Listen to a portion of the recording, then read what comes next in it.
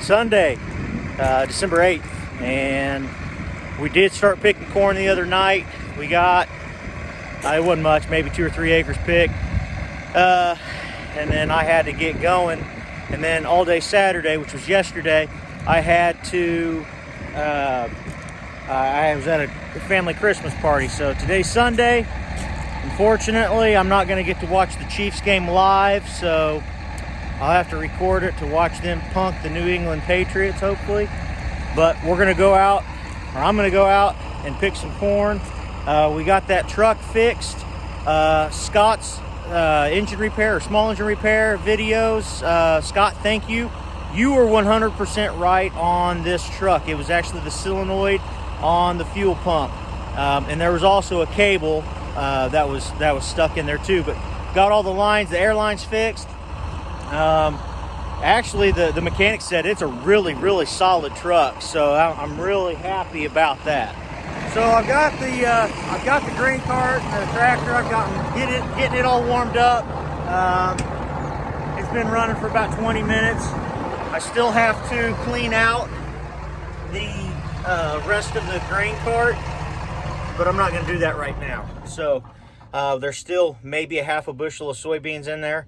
So I'm going to wait a little bit, and then I'm going to get those beans out, and then I'm going to start dumping corn in. So stay tuned. So I don't know if you'll be able to hear me in this part of the video, but if you can, great. If not, I'll just dub it over with the voice dub. But what I'm doing is I'm running the separator and the feeder house and the head with the rock trap door open. I'm getting all the mud, all the crap out of there, because when I was running the other night, I did suck up some mud, and I'm just getting it all cleaned out. Part of the field was really muddy, and the cobs were real low to the ground. So I've got everything open, all the doors open, the clean grain elevator, which is right there, and I'm sorry, that's the clean grain elevator, that's the tailings elevator, and I'm getting as much of the crap out, the dirt out as I can. Then it's also giving me an opportunity to walk around the machine and look for anything wrong, but everything's looking pretty good right now, so we're going to get running. So I just got the tightened down some of the sieves. Well, there's a little bit more trash in the grain tank than what I like. You know, a few more broken up cobs. So I tightened down the top sieves. Actually, I watched a couple videos about the Marian Kalmer. He's a guy, I think he's out of Indiana or Illinois.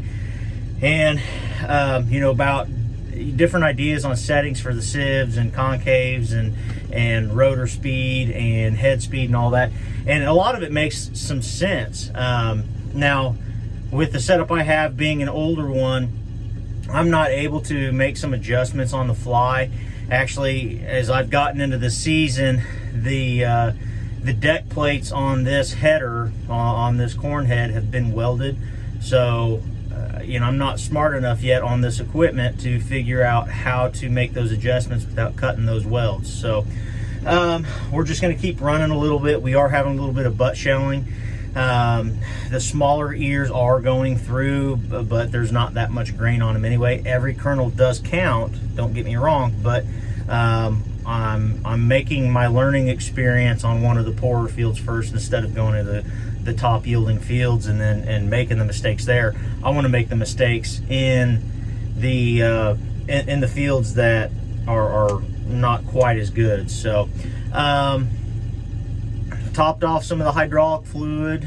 We do have a small hydraulic leak. We've had that since the beginning of soybean harvest, really. But we're just gonna wait on fixing that seal once we get done with harvest. So what else have I done? Oh, good news. Like a month ago, the corn was at 30 to 35% moisture still. After harvesting, I did take another sample, and we're down to 21.5%. So that means that is a lot better on drying costs. I don't have to dry that grain nearly as far. So I was very, very happy on that. The soybeans I thought were 14%. and they're running about 12 to 12 and a half. So I'll take that all day long. You lose a little bit of money out on the test weight on the selling that water weight, but you know, I would rather sell 12 and a half or 12% soybeans than 16, 17, 18% soybeans like I was doing last year. And then they'll hit you with a major dock there. So looking at maybe getting some storage for next year already. We're looking at what we can do there. Also, we're looking at possibilities of maybe a barn to start storing this equipment in. We're just looking for the most cost-effective way to do those types of things. So stay tuned, and we're going to get to going here momentarily.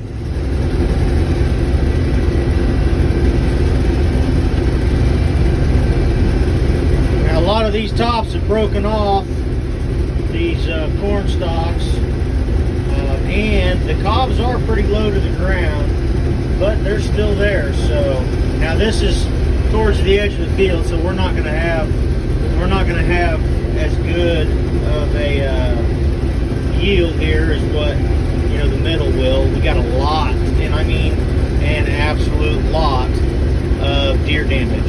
So I was hoping hunters would help out a little bit more than what they have. Everybody says in this area they come up here to hunt meat, but they all typically are up here trying to trophy hunt. So we're gonna get her all figured out one way or the other. I have not had time yet to go bow hunting up here to start thinning some of the herd. I do have permission to come up here and with both use of a farm tag and permission from my landlord to start knocking a lot of these deer out. So donate them or do something, but again, it's just a time thing right now.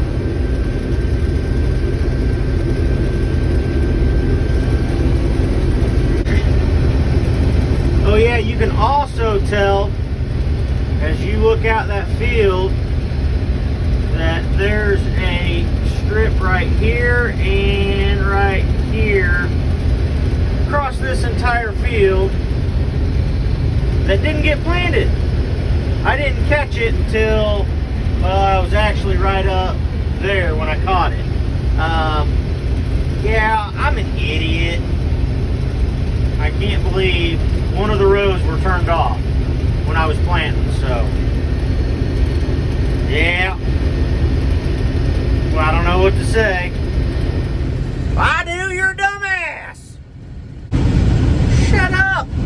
And all right, we're gonna get out here and we are gonna check, see how we're doing. Ran about a round and a half.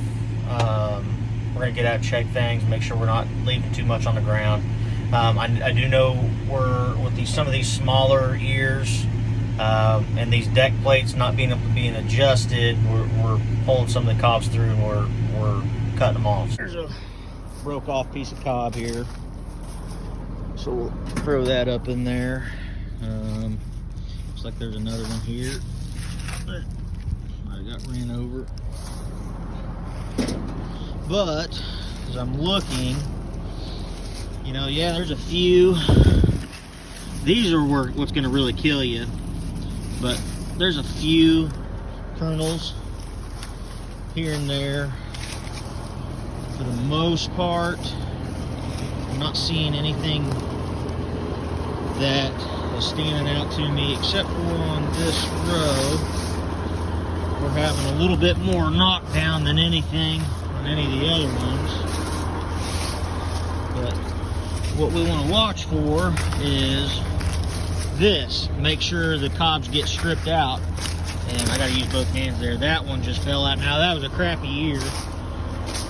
So another thing when you get out you want to look for, make sure all the kernels are off the cobs. So get out and check. That was probably butt shell right there.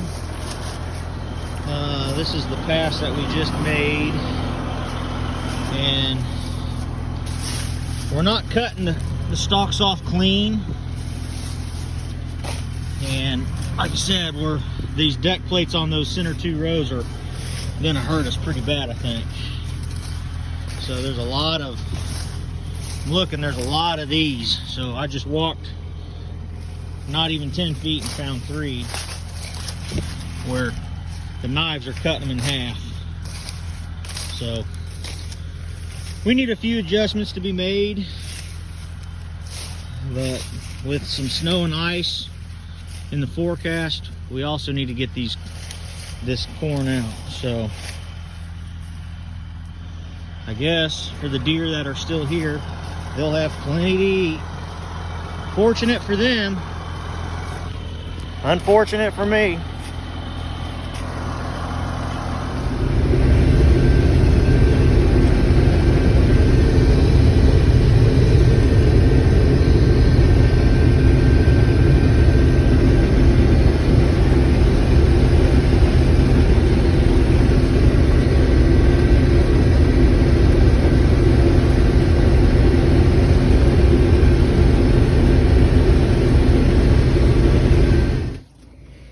So it may or may not look like it in the video, but it's getting darker out.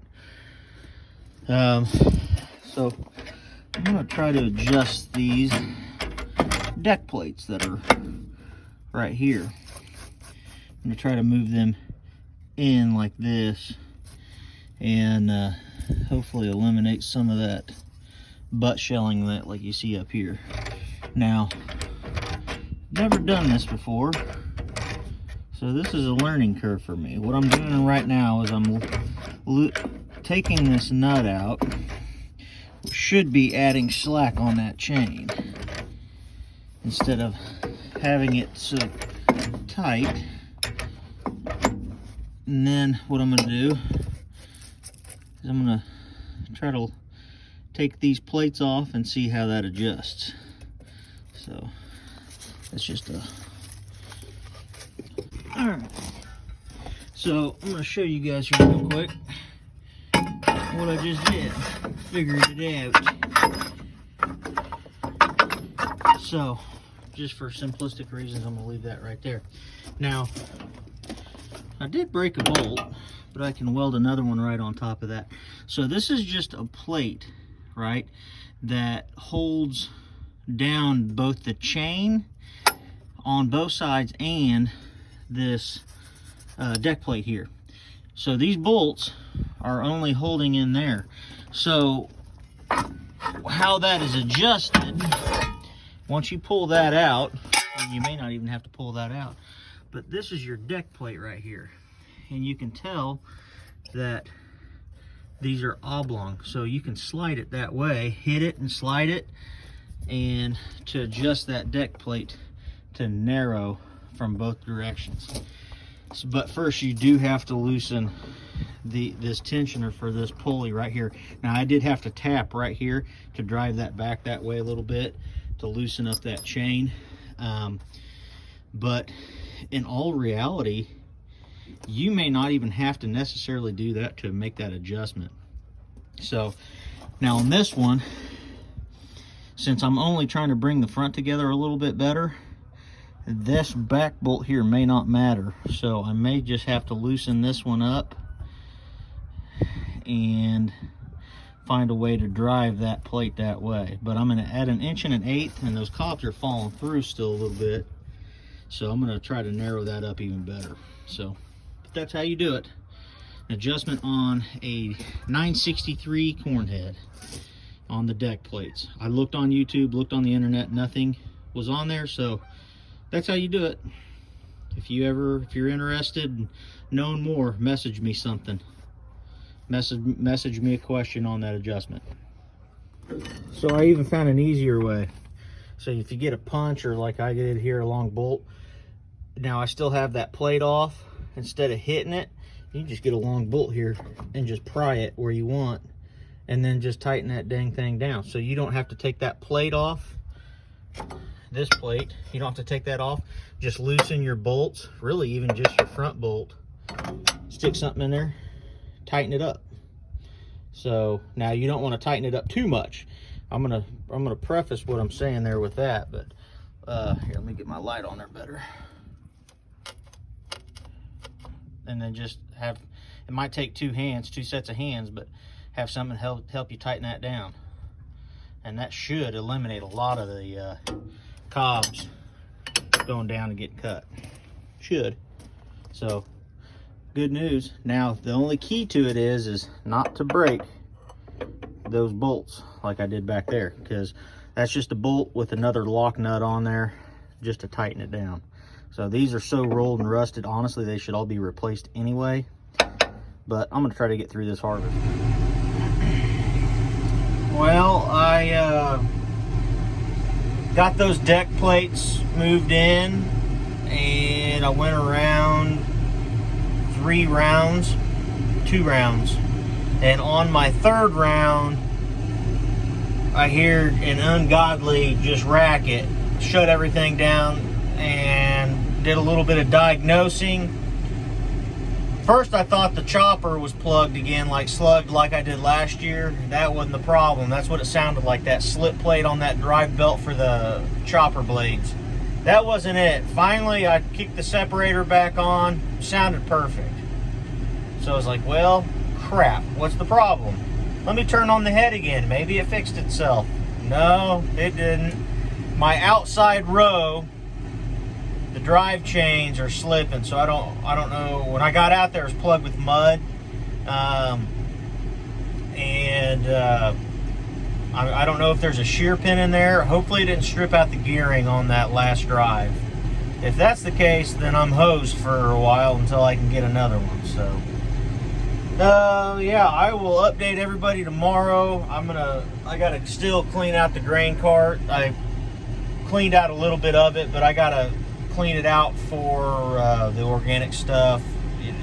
Organic soybeans were in there before, but there's still some soybeans in there. I'm gonna go out there and just pressure wash it off real quick, and then fill up the grain cart with the corn that's in the combine here, and get ready to go for the day. So I'll update everybody tomorrow. I'll probably this will probably be it for this video. Life of farming, I guess. I don't know. All right, guys, thank you all for watching. Thank you all for subscribing. And if you like what you see, hit the like button. If you don't, hit the dislike button. But I mean, who wouldn't like what I do here? Well, maybe there's a couple of you. Flip this snout up, and you can see it better. So that chain being pinched right there. So we're gonna take this plate off, and hopefully that'll pop out maybe.